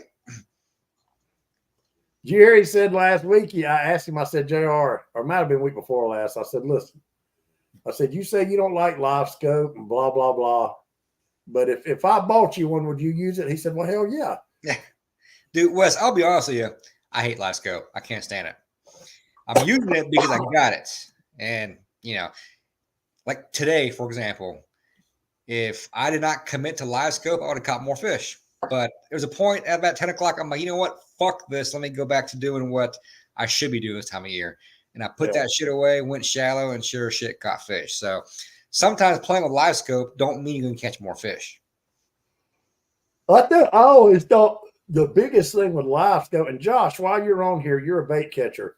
Josh, do y'all use live scope catching bait when you're catching bait for Joey or whoever? I meant to ask you that last week because I know I watched Anthony Johnson catch bait with it, and I don't know how does live scope work at night? Listen, it works very good. A lot to cover tonight, guys. So since he's back, let me go ahead and say it. Hold on a minute. Nobody answer my question. We're going to be on for at least another hour. No, I don't know about that. No, sir. How does live scope work at night? Pete? I don't really use it at night, but it works just as it should any other time, really. Yeah, it's as far as the mechanics of the software and the technology, it's going to be the same. You're going to get the same return at night as you would in the daytime. So, if not better at night. But Yeah, no. So, Wes, as I was saying, before JR walked off there, but some folks like myself and you, we put our time in the water. All right. Yeah. Whereas JR here and his partner, they look for Facebook reports and Verizon for a dang fishing report. So, I mean, that's the difference right there. Damn, JR. Where did I fish this weekend, Pete? Lake Norman, because you're gloating about catching bait in a secret, super duper secret spot because you don't want your 12 LYs to be caught in the back of a dang creek somewhere. Hey, Spivey, we got him exactly where we want him. I don't give a shit. You know how many times I fished Norman in the springtime? 0. You know where I can tell you exactly where to go to catch bait, whether it's Lake Wiley or Lake Norman. Oh, really? Right now. Tell me. I don't want your 8 viewers to know. I don't mind. I share all secrets on here. If anybody's watching, hey, they deserve to hear some secrets. I'll tell you, everyone knows this time of year you can go to Back State Park. You can catch bait back there. I've also done very good catching bait in the back of Terrapin Creek as well. Now, if you want to talk about listed a couple of bangers there. That's some shit. You could probably read that in the Carolina Sportsman. Shit, you probably can't because no one is man enough to give a try. Now, Lake Wiley, whatever that dang boat ramp is, I'll take you to the upper dam. What's it called? You know what I'm talking about? A little rinky-dink boat ramp that it's not rinky-dink anymore. They redid it. Not? Okay. They redid it. Yeah. I still call it Dale's. Okay. So that's the one. So one of my favorite places to catch bait was when you put it at Dale's, you're going up the river, and right away, that very first cut, right there on the left. Hang on, Daryl. Pete's in the middle of something. In the very first cut on the left, as you go up there, I mean, within 100 or 1,000 yards of Dale's, I've caught real good LYs back there this time of year. A cut within 1,000 yards of Dale's. Correct. Okay. Yeah, Pete. I'll tell you what, boy. Pete's just. I tell you, he's putting them secrets out there. Y'all better be taking notes. I guess so. You'll forget all about it tomorrow. What are you doing, Daryl? Daryl, who the hell invited you? Pete, how big? Don't you worry about it. Don't you worry. Pete, how big was that cast net you got all them crappie in today? It was only a 4-footer. That's all it took. Damn, no wonder you said fishing was good. That's awesome. Hey, you notice he put his little cute little live scope transducer. You notice he put it in the frame up there. He had it kind of kicked out up there. You seen that, didn't you? He's jealous. Why wouldn't you when you own one? That's right. Yeah. That's right. He wanted to show it off. Baby. He's showing it off. I tell you what, it looked a little bit ghetto. I ain't gonna lie, Pete. It had a little bit of a ghetto look. We all want to fish for Garmin, right, Pete? I am. Right. Yeah. How's it look ghetto? That's a beat down mount there. It's one of the most top of the line mounts you can get for it. Hey guys. Hey, good night, Daryl. Sorry you didn't get on earlier. I'm going to lay down. But I'll watch y'all from my phone. I'm very tired. I want to hear Wes. LY stories. Y'all have a good night. All right, good night. Good night, Wes. See you, Wes. Wes. Yeah. Thanks for calling me back the last 3 times. You said you called me back. I put you on the same boat as Todd. Hey, he obviously invited you to the show, so shut the fuck up. No, he didn't. He didn't invite me. Yeah, right quick. Hey, JR, when I try to invite somebody now, it just tells me error. Return to home screen. You've been blocked. Nobody. Oh yeah, JR blocked your ass. No, all you're doing is copying and pasting. Yeah, so if it's not letting you paste in your messenger, then that ain't got nothing to do with the show. Like that's on your end. Oh, okay. But anyway, y'all have a good night. All right, buddy. Love you, Wes. Good night, buddy. See you. Bye. So yeah, I've been running around like a chicken with my head cut off. So I had my 1,000-hour service done. It's my own fault. I had to use my boat, and I've been fishing out of my jet. And for some dumb reason, before I take my boat, boy, you ain't been fishing out your jet. Where the hell you been in your damn jet? Well, I'll send you some pictures. I've been in the Yadkin River catching white bass. I mean, it ain't worth literally videoing, but when did you do that? Like 3 weeks ago? 2 days ago. You went in the jet boat 2 days ago for some white perch. White bass. White bass. Oh, well, everybody calls them white bass. They probably white perch. They're white bass. They're They white probably bass. white. They probably white perch. Stick your shit. Show me a picture of this white bass. Right. Show me a picture of this white bass run on y'all's Yatkin chain. Show me a picture. They white perch. You guys are still calling them the white bass run. It ain't the white bass run no more. It's the white perch run. If you know, you know. He don't know. Yeah, oh my God, we got the same thing down on Lake Wiley and Dutchman's Creek. We got the same shit. It ain't no secret. Nobody gives a shit about white perch. This ain't the Catawba chain, bro. We're not on that. It's the same damn thing. It's just a wee bit north of us, just a few miles. It's the same fucking shit. We got actual. There's still that. I was down there actually when I got my key this year to the ramp. The marine. Your key to the ramp. He's special. My God. Hold on now, Daryl. What you talking? What is the key to the ramp? Is it not a public ramp? No, there's no public ramp within miles of where I fish at, Daryl. Oh my goodness, you got one of them private boat ramps? I got a private ramp. I got a private ramp within a mile of Idle's Dam. You got to get out and use a key to unlock the gate to get in. Yeah, and if you try to jump the fence. You try to jump the fence, you get shot on sight. Oh my God, bro! Hey, will you be my friend? I have to keep a piece of paper with me, JR, that I'm allowed. Can I go with you in your fancy jet boat up there and catch some? Is there any stripers up there? Because I'm gonna go ahead and tell you, I don't give a crap about some white perch. JR, they face some stripers up there. So JR, if I could get it turned around, I'll show you. I'm pulling a Doug Cole. So I caught those on 2 casts. There's like 10 people that can verify that. My God. Those are like 12 years old, bro.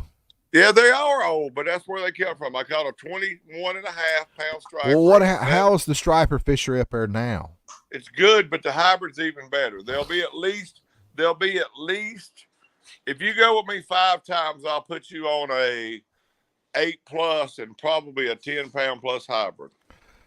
I like that. I like those odds. I actually went today up there and he caught one hybrid. It wasn't. I saw it. Oh, so you guys are talking about like upper river portion Yadkin chain hybrid talk, springtime talk. Okay. So let me tell you what's crazy. It's from the ramp I fished from there. This is next to where I live. It's the only place I've ever fished, Joe. I mean, that's all my fishing before I met Anthony. That's the only place I've ever fished in my life. Literally, that's the reason I don't know anything about it. I'm more impressed with this knowledge than I am. That's all I've ever done, Joe. I don't like fish. I've never. Okay. I mean, I think you got it mixed up, Daryl. I think you think everybody wants to know about your Tennessee Let shit. him finish. But this is what we want to hear right here.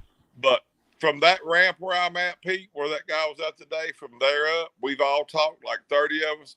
We've never caught a smallmouth below the ramp I put it at. And you catch smallmouth. There's been a lot of, when I say a lot, I'm talking 2 to 3 a year, over 6 pounds caught at that dam. Imagine what would happen if you caught a smallmouth and you took that shit to Lake Norman, dumped it in there. Someone would get damn hard on. I just wonder. You would have a lot of hybrids because there's a lot of spots in Norman and they can actually breed with the smallmouth. So you, what do they call those? Mean mouth. JR, I've been taking sea school class. I sent Anthony today, but the fishing was so good he didn't make it there. But for the next 3 weeks, I have got you the spot to catch all the 4 to 5 pound spotted bass you want. Pensacola Yacht Club. I was down there for the past 2 weekends in school, and I'm telling you, we walked the docks, and they are on the brim are trying to make their beds, and the spots. We watched so many spots blow up on brim. And I mean, I'm sitting there, I can't even have a rod and reel. Obviously, I was in the water. Well, you said spots, but you said smallmouths first. Are you talking about? The smallmouths are in the river where I'm at, so that's we get smallmouths up there. But there's spotted bass. I don't fish Norman very much, but I'm telling you, if you go out, if you got to come in at marker number 3, so you're way down towards the dam. But it's called Pensacola Yacht Club. Mm-hmm. And there was more spotted bass in there. I'm talking about freaking toads. Oh, wow. Let me know when that dang fishing gets hot in that river, by the way. I want to join you one day or 2 days. Good information for a bass fisherman. I'm going to take you crappie fishing. So it's always, Pete, it's always like the second week of May. So it's going to be very soon. If I ain't gone, and I know you're off a lot during the week. I mean, the best times I get off at 2:30 and I can be there at like 2:45. So to hit like 3 hours in the afternoon is the time to do it. I'll outdo y'all on the Catawba chain.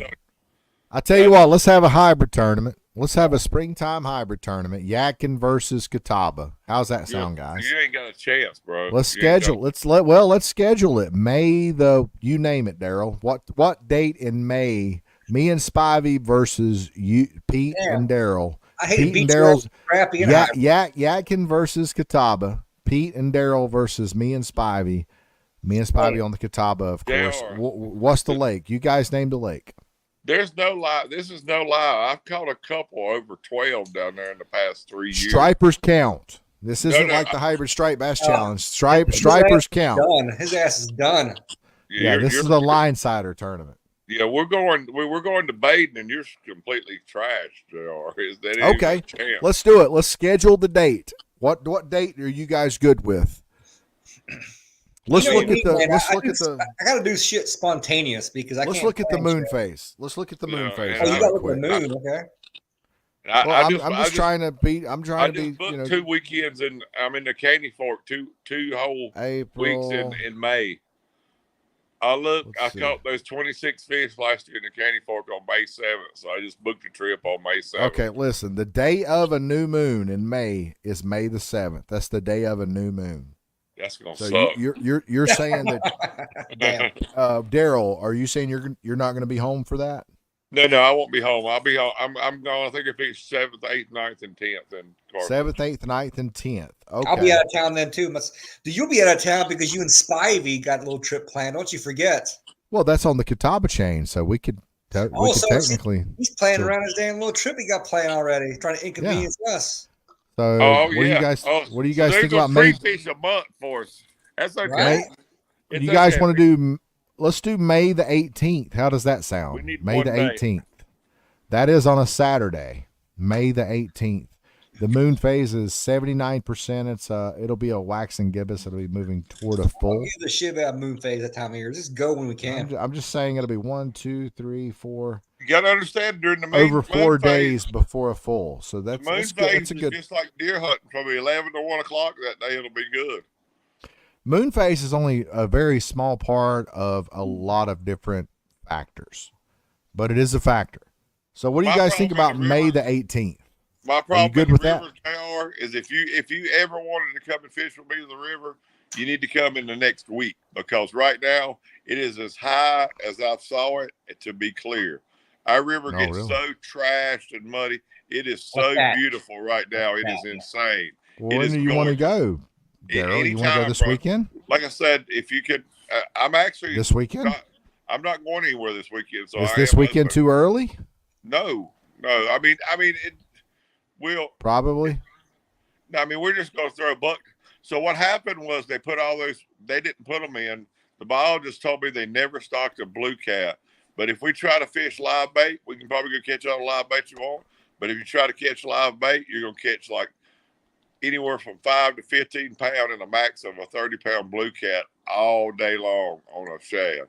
So I get up at the dam and I throw bucktails for stripers. They hit spinner baits, they hit little crawls, they hit jigs. This time of year, I usually catch my best hybrid while I'm white bass fishing. Are we not a little early right now? Are we not trash fish ruining everything? No. Oh wait, no, Daryl. They're white perch, Daryl. They're not white bass. They're white perch. Remember that. Y'all gonna have to prove to me that they're white bass. The stripers are the best. No, what we have is honestly, JR, is white bass because they got to get this, JR. They have a 14-inch limit on them. Oh, they got a 14-inch limit on them. Damn right. A white bass. And the biologist showed up at the ramp. That's the story I was going to tell earlier. How many years has it been since you guys have caught these white bass? Every day. I catch them every year, bro. Every day. It's the very first. It's the so first are there any white perch in that reservoir? Yep. Okay, well then you guys know that it's a matter of time. Oh yeah, we know. Yeah, the white bass is going to be gone But Daryl, if they're not already. Daryl, back me up on this. There weren't white bass in there for a long time, and about 6 years ago, they just showed up all of a sudden. No, you mean perch? No, I'm talking about white bass. Like No, there's a bunch of white. We've been catching white. I speak of Baden. Sorry, on Baden Lake. There were no white bass. In the river, literally, Pete, I was catching white bass when I was like in my early teens. Uh-huh. And I'm 52, so they've been there basically forever.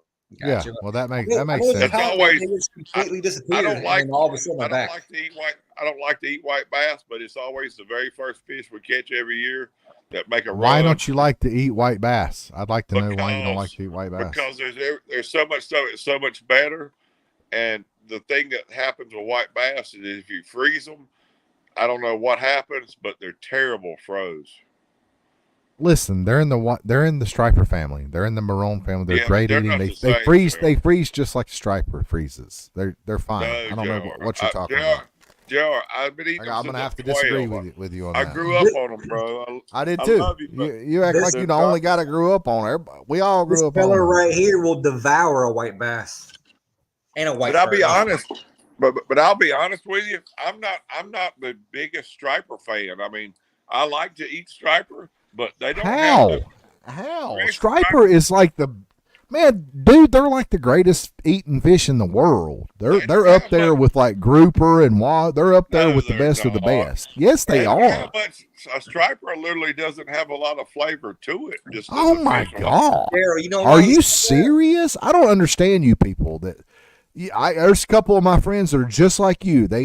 I don't understand it. I have to see some striper for it to have flavor. Wes Rose is like that. I'm like, wow, really? Like, what are y'all? How are y'all eating the same fish I'm eating? Because striper's up there, bro. Pete, help me out, Pete. I disagree with you, JR. It is not. Oh my God. It is not up there. Well, I'm gonna go ahead and tell you guys are in the minority. Y'all are in the minority. It's the prettiest fillets, and it cooks up the best, whether you bake it, grill it, or fry it. That I will give you. It does, but as far as flavor of having, I'll tell you what, bakes, grills, and fries better than striper is catfish. They're good as hell. They're good as hell too, but they're nowhere near as good as striper. So your argument's not valid with me just because it's not frying up or grilling up. I mean, I hate to fish for catfish, but I love to eat channel cats. I'm a channel cats are good eating. Blue cats are even better. And flatheads, if you're in the mood for some, if you're grilling in the summertime, if you're throwing some shit on the grill, man, they ain't nothing better than a damn flathead. A flathead on the grill, woo-wee. But I do my striper different than anybody, and everybody I've ever cleaned them for, and this is a lot of people the past few years in Tennessee, is I literally take the fillets and take my electric knife and I cut them a ½ inch thick, and I make every striper fillet look like a crappie fillet. I leave the one end square, and I slide 45 the other end, or whatever angle that is, where they wad up in the grease. You understand what I'm saying? And I do not chunk any fish. I don't like catfish chunks. Like the square cubes, like each cube, I like mine in fillets. And when you do a striper that way, it's really good. It's a whole different texture. Oh, Ryan Spivey likes to keep some damn catfish. Every time I go catfishing with that boy, I'll be trying to throw the fish back, and he'll be like, "No, man, my grandma gonna make some stew tomorrow with that." Okay. You might have already did this, JR, but I'm gonna tell you the very best way to fix a striper for me is to poach it. Have you ever did that? No, I've blackened it. I've fried it. Pan fried it. So I've never we call it poor man lobster around here. We save them, and we used to take them to deer camp when I went. You take a 1 inch cube. Now you have to have at least a 1 to 2 inch cube. It's got to be a decent sized fish. You boil it in beer and butter and water, all in like a third base. Beer and what? You take a nice sized cube, a firm cube of a striper, out of the center. So you can't use thin because it'll fall apart and just be in the screen. And you poach it, you boil it, just like you would a lobster or a crab. You boil the striper and then dip it in butter, and it's poor man's lobster. And I'm telling you, it is very good. I'm telling you wrong. We called it poor man's scallops. It turns out the texture, if you overcook it, it falls apart. If you get it just right, it's almost like it's a little bit rubbery, like a sea scallop. And it is so good. It is so good, JR, that way. Anything would be good that way. Yeah. Hey, hey Peter, while we're talking about that, have you ever caught, and I don't even know if they're on the North Carolina, I'm sure that they are, but I ate what they call poor man's lobster. It's the ugliest fish I've ever saw. It almost looks like a ling cod, but I bought some one time that was called monkfish. Do we have those in North Carolina coast? Monkfish? I don't think so. No. Do you know what I'm talking about? They're like $30 a pound. They are. Yeah, no, I think it's more of an Alaskan type of fish, I believe. Them things are freaking. I'm telling you, if you close your eyes, you swear you're eating a whole lobster, and it's like a pound of lobster. Gotcha. Hey, listen. We trying to talk about some damn trolling. Oh, damn, JR got the munchies over there, boy. JR been drinking and smoking. When I turned on the show earlier, listen, we don't want to hear about this bullshit. Nobody wants to hear about what striper tasting like, whatever. He ain't used to catching striper. That's why he don't know. I love to cook that shit. I'm a cook, JR. Pete, listen, you might be able to disguise your incompetency with catching a couple hundred crappie in the springtime, but most of us real fishermen don't give a shit about no crappie right now. We're focused on real fish, striper. You want me to tell you the best part that you're gonna love about the river I fish, JR, when you come? What? The only thing the depth finder is good for is to give you the depth once in a while. You cannot see live scope does nothing. There's so much current. Daryl, listen, I'm gonna flip flop it on you, Daryl. I want you to come down here with me. Yeah, let's do both. Let's do both. I'm good. I want you to come down here with me first. I want you to go fishing with me. I want to give you a good taste of the Catawba that nobody else is able to give you. Like Pete would never be able. Pete would never be able to share with you what I'm able to share with you on the Catawba. So let me tell you one thing, Daryl. If you do that, bring you a sleeping bag, a pillow, and like a fucking PlayStation or some shit. Like one of those. My daughter, I think, has one of those that she used to have. What's the what do they call that little handheld game that they play? Yeah, there you go. Bring that shit with you too to keep. Yeah. Maybe an iPad while you're at it. Might as well. Daryl, JR, let me tell you about the Catawba. I was up there, and Pete is the only person besides one other guy, Church, who is friends with Pete's buddy Andrew, has talked about it. I have been up there and drove and before a damn cordless drill and drove a spike in at the dam and sit there and sit in line to be able to dip those gizzard shad and fish with gizzards out of the gizzard shad at the backside of the dam for stripers when stripers was on at Norman in the heyday. Barney. So I've been there, JR. Barney. Do you know what I'm talking about? Do you even know? Listen, people could give a shit less about how it used to be, how good it was, what you used to do. We're talking about right fucking now. So right now, JR, is for the next week, if we don't get a lot of rain, will be the best river trip you'll ever be able to take with me. So I will come with you, but I'm telling you, take an afternoon and come up and go with me. Give yourself. I mean, we're not far away, right? Listen, how far away are you? Me and Spivey can put you on bigger fish than what you can put me on. Bullshit. Come on down. Lost your effing mind, JR. Bullshit. Come on down. JR, I can take you on local 5 minutes from my house water that'll smoke anything on the Catawba. Pete fishes the Catawba chain, and he'll tell you I'm telling you right. I'll catch a bigger Pete fishes the catfish. Catawba chain. Pete fishes Lake Norman, bro. Listen, JR. Don't let his childhood wily memories JR, fool you. He fishes if Lake you'll Norman. stay 12 hours with me, I'll put you on a 40-pound flathead. How about that? Would you like that? On the same day that you catch a 10-pound hybrid. Barney, you're way too big for your britches. No, I'm in the flathead capital of the world. Barney, I got your back on all this because you. Oh my God! No, he's not. Neither true. one of y'all have ever caught a 40-pound flathead. So what are y'all even talking about? JR. I've caught more 40-pound flathead than you can put in this shop I'm sitting in. Listen at me though, not 50 pounds, but I'm talking about 40. What you're really talking about is 40. What you really talking about is 18. No. I'll send you some pictures.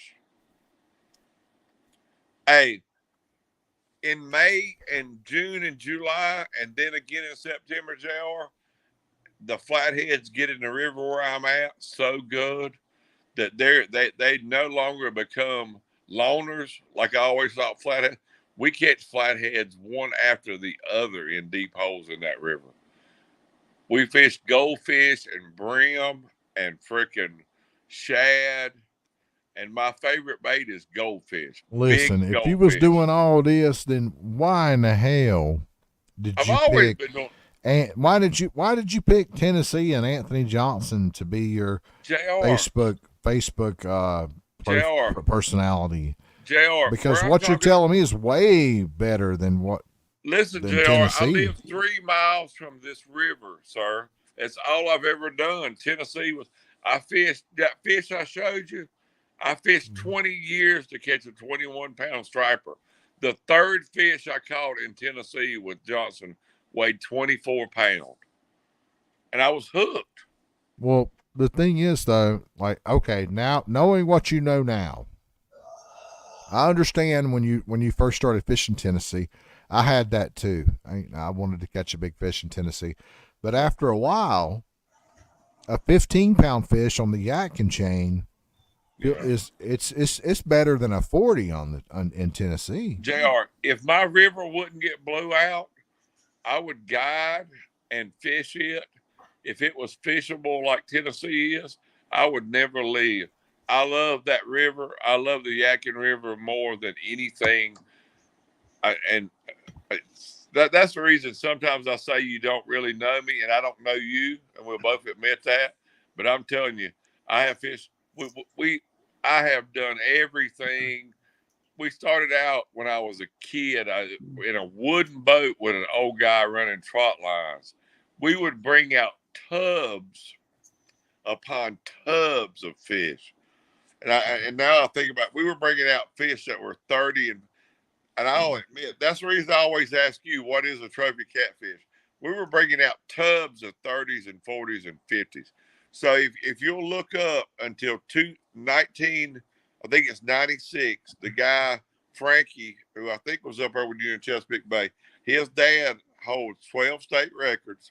And one of them was, he held the state record for 9 years, right where I fish at. And everybody always said, oh, he caught that fish on a 1/4-inch rope hook. But Frankie's daddy has never, ever set a trot line. He's the best fisherman in the river. He caught a 63.9 or 64.9 flathead. And until the Cape Fear and the internet came out, he held the state record for 9 years, right where I fish at. And every one of us he'll tell you, everybody who fishes down there has hooked a fish bigger than that. But you can't get them in. You can't do nothing with a flathead that weighs 60 pounds. So let me add this a little bit also. Your best shot in the state of NC to catch a 3-pound crappie or bigger is in that damn river also. No doubt about it. But Pete, I don't know. We go up right where the ramps at makes the best eddy, and for years before there's some there's a sandbar moved in. We used to go down there when the crappie got on the bank and sit there with you could throw a cork out in that eddy and it would go around. And we just took every kid. If you knew a kid or an older person or somebody who didn't fish, you would take them down there and they'd catch one fish after the other, and it switched. Well, listen, there. it's but cool. Ever since then, I've never really done good on crappie in the river. It's cool talking about how our past achievements and how what we done here and what we done there. But why don't we let the listeners? Why don't we let the listeners? Why don't we let JR? Well, let's let the listeners know how you did it. Were there a lot of current? Were you trolling? How much line did you have out when you were trolling? Were you trolling 100 feet behind your boat? Were you making tight turns? So what did you use for bait? There's so many rocks and so much going on. You don't pull boards. You don't troll. You don't do none of that. You cast, or you anchor. The average depth there is 6 foot. A 12-foot hole where I fish out the Yadkin River is a deep hole. That's what we call a deep hole. If you pull it up, I fish from Idles Dam to 64 Bridge, and I don't even fish to that far. Frankie's promised me to get me to 64 Bridge, so I don't know how to get through there. And when I say that, I don't know how to get through there with a 56-inch jet drive boat. So what I'm gathering is you and Pete, you guys don't really, if you can't get to it, you said, but you have a jet drive, don't you, Barney? No, I'm saying as you have with a jet drive, I've always had a jet drive. When I say that, I had a 9.9 with a pitchfork, and I graduated to a 25 Mercury pull rope for years that I fished with a pitchfork on it. And probably 20 years ago, I got my first jet. And that's all I've ever had since. And that's what I fished out of. But I fished out of a 40-30. And then I fished out of which was my neighbors who fished more than I wanted to. We fished out of I thought was the biggest boat on earth. He went to A.K. McCallum's and bought a 20-foot Sea Arc and put a 9065, one of those little Yamahas that the head's like 6 inches tall on it. The best jet drive ever. And I love a 20-foot boat with a tiller. That's not what I own now, but that is I saw one today at the Great Outdoors, and it was like that is the ultimate boat. That is. I agree. I love a tiller. A 20, you can see. Everybody says you can't see, but at 22 foot, it's hard to. But with a 20, you can drive a tiller, and you have so much room in the front of that boat. It's unbelievable. Mm-hmm. Yep. And you can troll with it good too. Especially if you're fishing a lot of current and you want to try like what we were talking about, reverse trolling, or as far as gas motor trolling, you can really be very precise with a tiller steer outboard. There's some guys who trolled in the river where I'm at and pulled some bucktails for a while, and they caught everything just perfect, JR, and they just killed stripers down there one year on them. But I tried to duplicate it, and I just stayed hung. Everything was right. I'm going to try to turn around and show you my little jet. You tell me when you can see. So this is what I got now. Forward console, plenty of room in the middle. Got you a rod rack on there.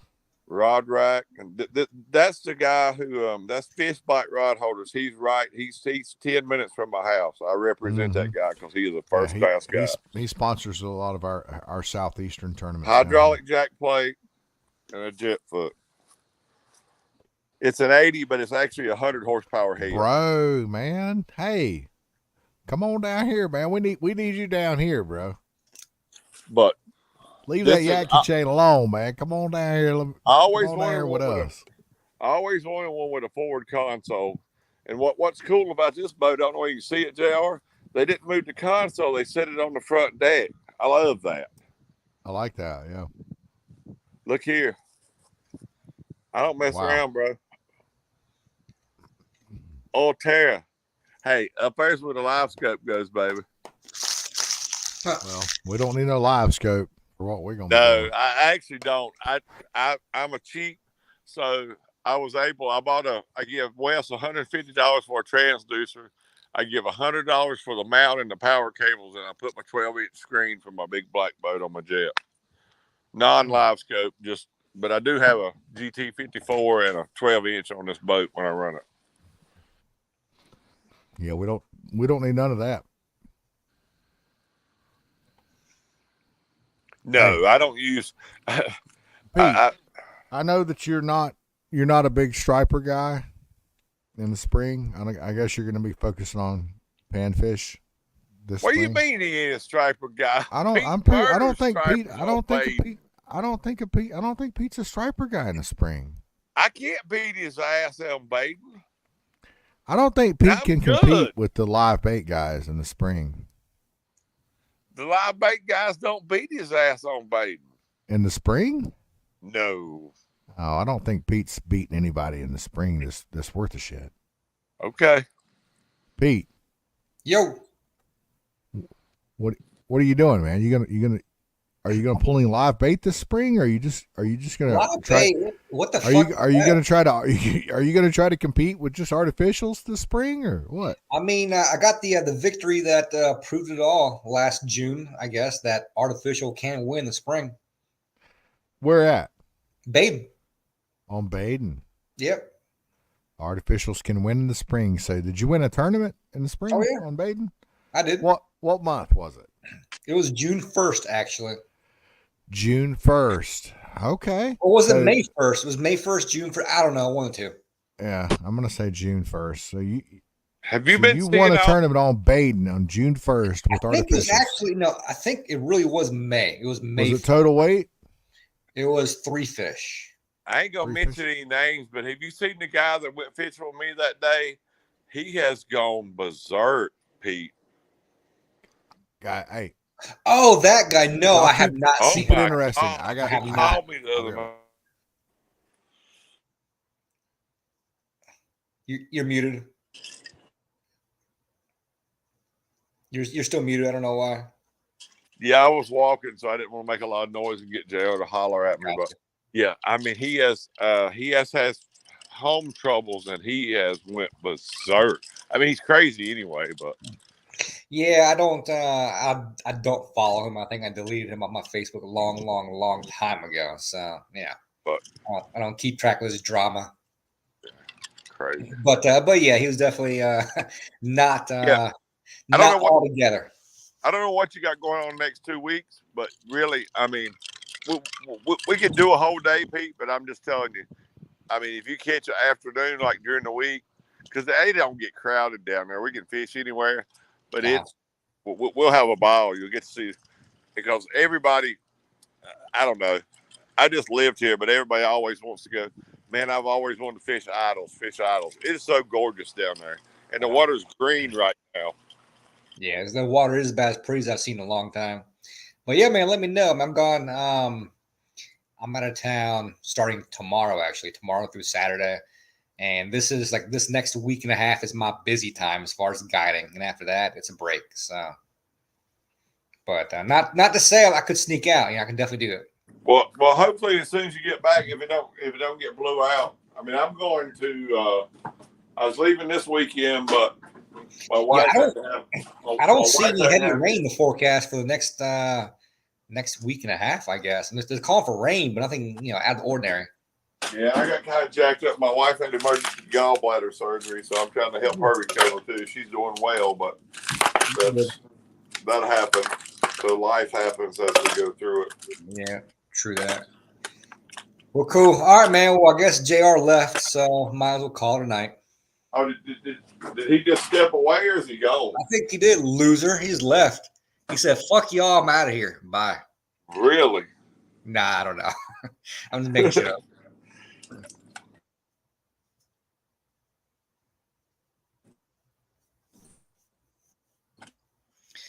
Well, cool. All right, man. Well, I'm gonna jump off.